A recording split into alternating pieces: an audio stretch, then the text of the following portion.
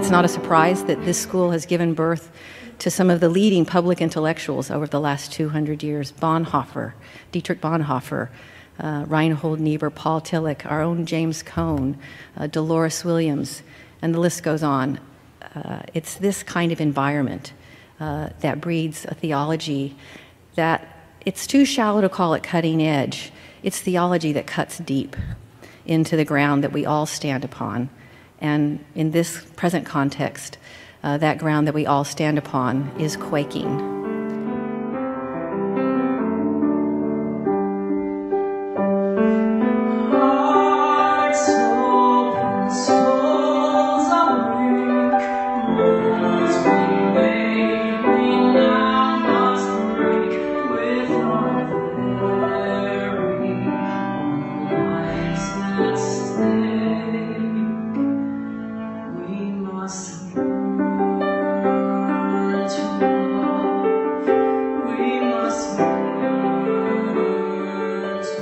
This like really profound rage that we are here the evening before this event tomorrow, the spectacle in which another woman's story will be laid out, like with her body to move us forward and most likely rejected. So it's a very, in my mind, it's a very terrible time and a very as a minister, I can say a sacred time for us to think profoundly about the grip of what we're caught in.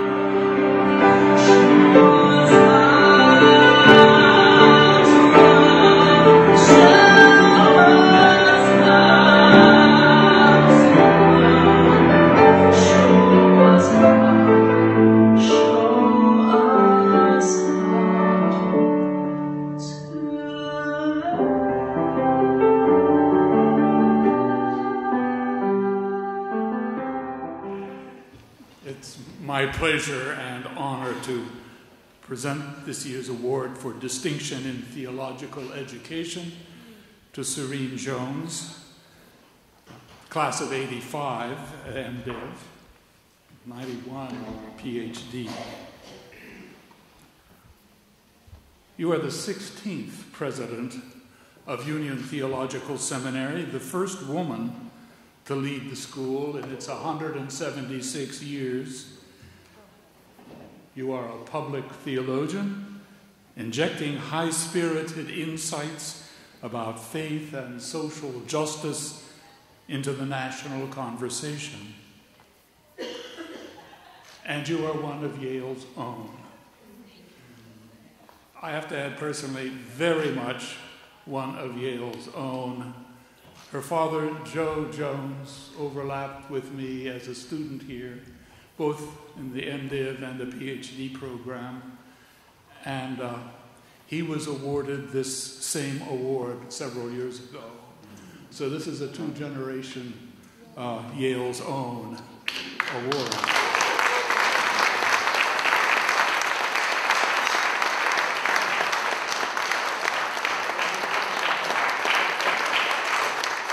Before Union, you taught here 17 years as the Titus Street Professor of Theology at YDS.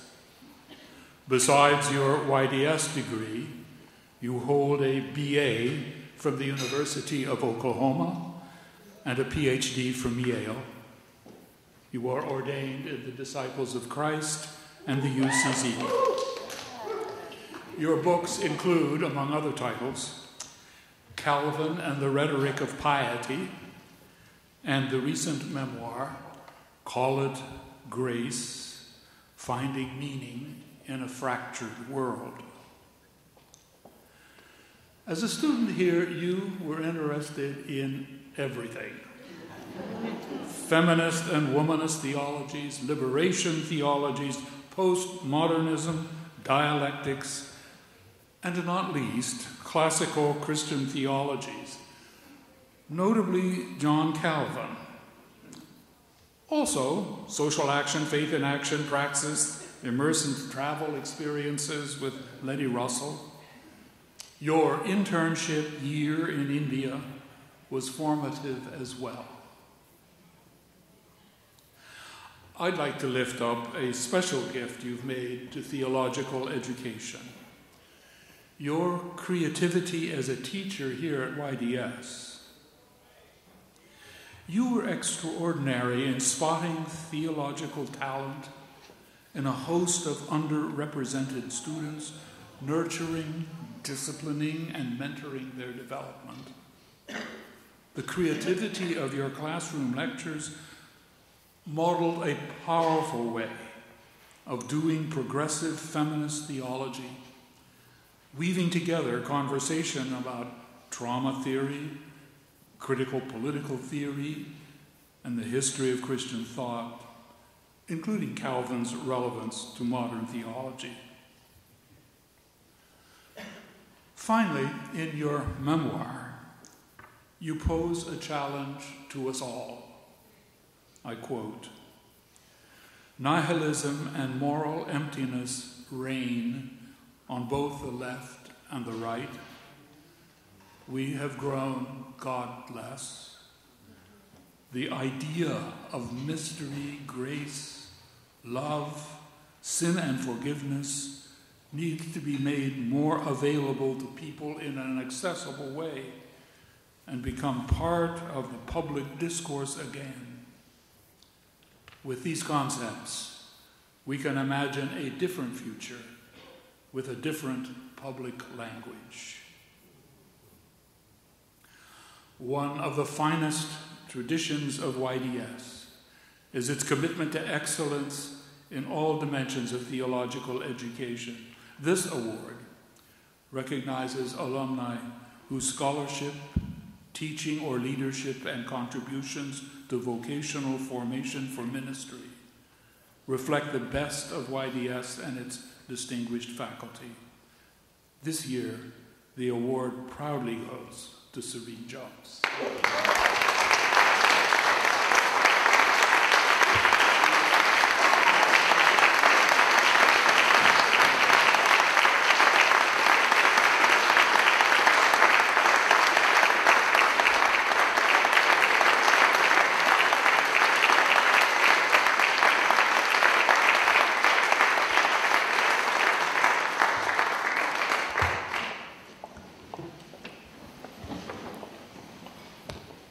Before I start my 3 minutes, imagine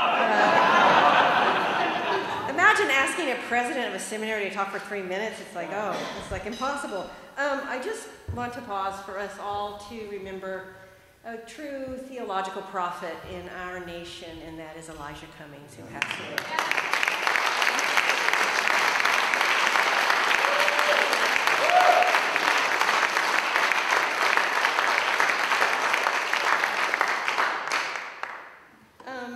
It's an honor, such an honor to get this award. And I can't imagine in my own life, personally and professionally, an award that would mean more. As I listen to the other recipients, it's so powerful to hear what you did when you left this place. And I took a really long time to leave this place. And in so many ways, this award is meaningful to me because this community of professors and administrators and generations of students was for almost 27 years my family. I wasn't here for 3 years, although they were amazing 3 years, but my family extended. And as I was reflecting on this evening, the things that came to mind was my first exam given by David Kelsey when I was 22 years old. And then my first day stepping into the classroom to teach systematic theology with the professor who had graded that paper, David Kelsey, who I was going to team teach with.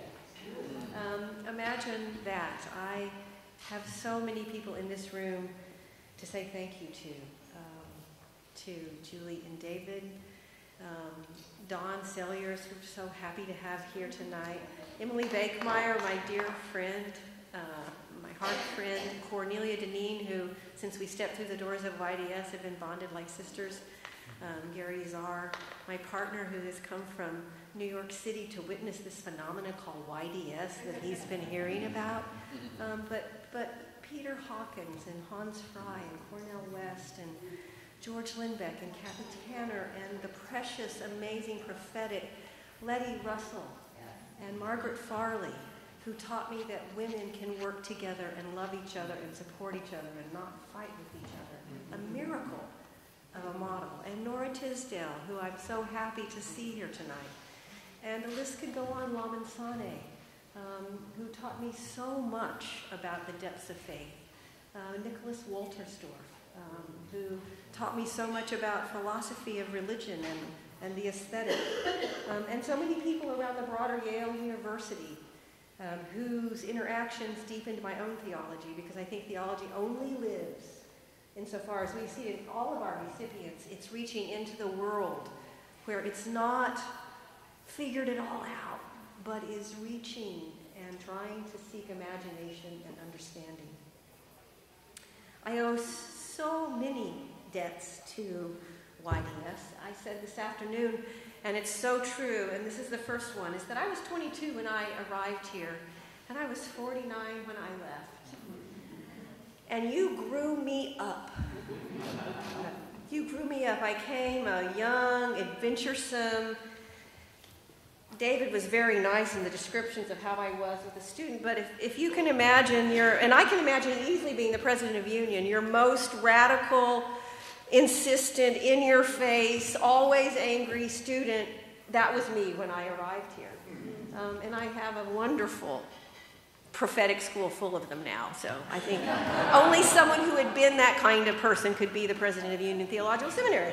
But this place grew me up in so many ways.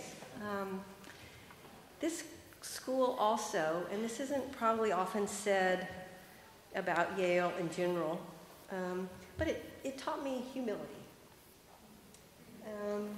And that's something that's very hard to come by in our culture today. We all are out to prove ourselves by showing how great and wonderful and distinct and prophetic that we are. But at this place, particularly through my professors, but also the general culture of the place, was a kind of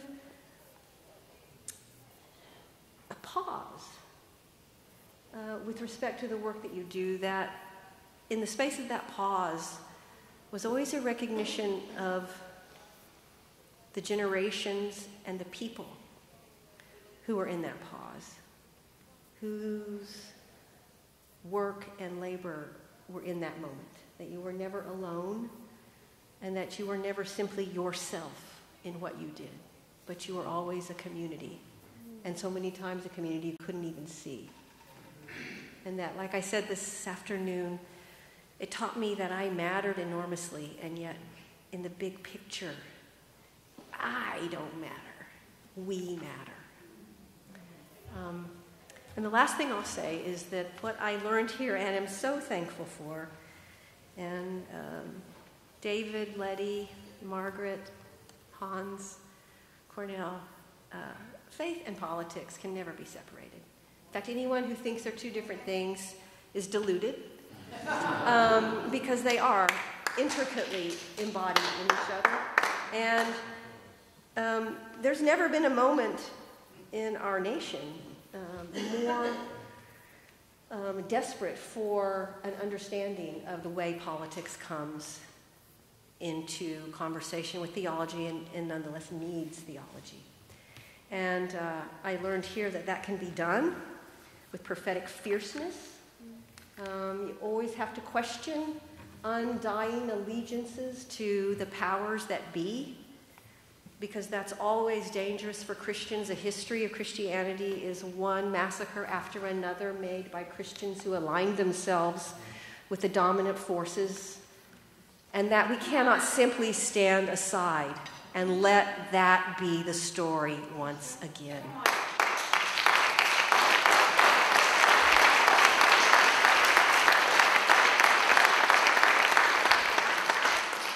And so ask why I have hope. It's because of Kristen and Nichelle and Kathy and all of the students who keep coming and getting that vision of the world that is not that. And they will keep coming. And that's why we do the work.